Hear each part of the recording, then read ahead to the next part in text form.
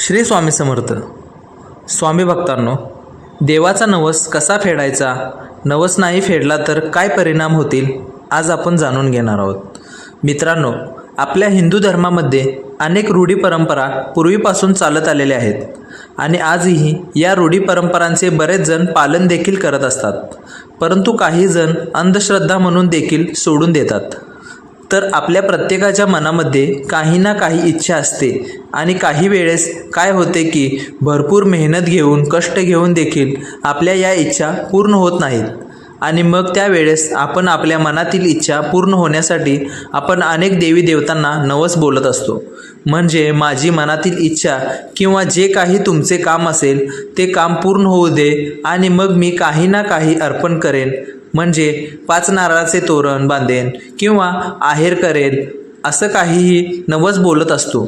परंतु आपल्या मनातील इच्छा पूर्ण झाल्यानंतर हा नवस फेडायचा देखील असतो आणि परंतु आपल्या मनामध्ये तो नवस लक्षात न राहिल्या कारणाने आपला तो नवस बोललेला तसाच राहतो.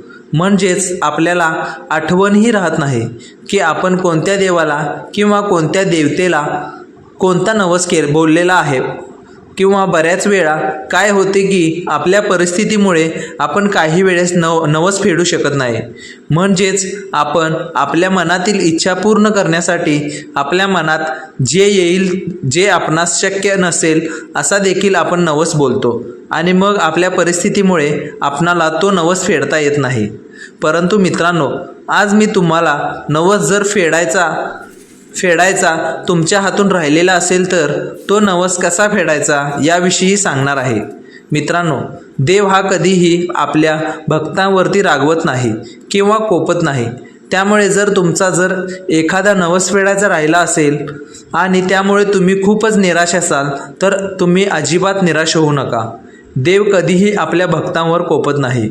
जर तुम्हाला नवस माहीतच नसेल किंवा तुमच्या परिस्थितीमुळे तुम्हाला तो नवस फेडणे शक्य नसेल तर घाबरून जाण्याचे काही कारण नाही. एक तुम्हाला छोटीशी पद्धत मी सांगेन आणि या पद्धतीने तुम्ही आपल्या देवाला नवस फेडू शकता. परंतु मित्रांनो, जर तुमची परिस्थिती असेल आणि तुम्ही नवस फेडत नसाल तर मात्र ही चुकीची गोष्ट आहे. जर तुमची तशी परिस्थिती नसेल तर मात्र अशा पद्धतीने तुम्ही नवस फेडू शकता. किंवा जर नवस बोललेला तुमच्या लक्षात राहिलेला नसेल तर अशा पद्धतीने तुम्ही फेडू शकता.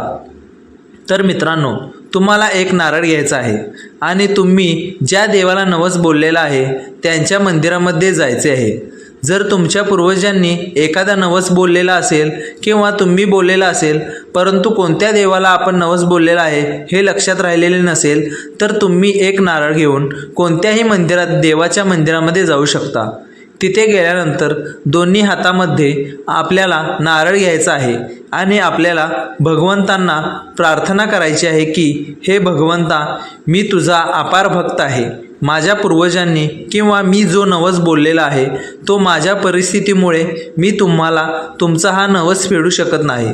परंतु ही माझी छोटीशी भेट तुम्ही अगदी आनंदाने स्वीकार करा आणि तुमचा कृपाशीर्वाद सदैव माझ्या डोक्यावर ठेवा. माझ्या हातून काही चुका झाल्या असतील तर माफ करा, असे फक्त तुम्ही म्हणायचे आहे आणि तो नारळ तुम्ही त्या मंदिरामध्ये अर्पण करायचा आहे. म्हणजेच तो नारळ तुम्हाला फोडायचा नाही. अशा पद्धतीने तुम्ही आपले नवस फेडू शकता. परंतु नवस जर तुम्ही नाहीला तर त्याचे कोणतेही वाईट परिणाम तुम्हाला भोगावे लागणार. परंतु तुमच्या लक्षात असूनही जर तुम्ही नवस फेडत नसाल तर मात्र हे चुकीचे आहे. किंवा तुमची परिस्थिती तशी नसेल तर तुम्ही अशा पद्धतीने नवस करू शकता आणि आपल्या देवी देवतांना प्रसन्न करून घेऊ शकता. श्री स्वामी समर्थ.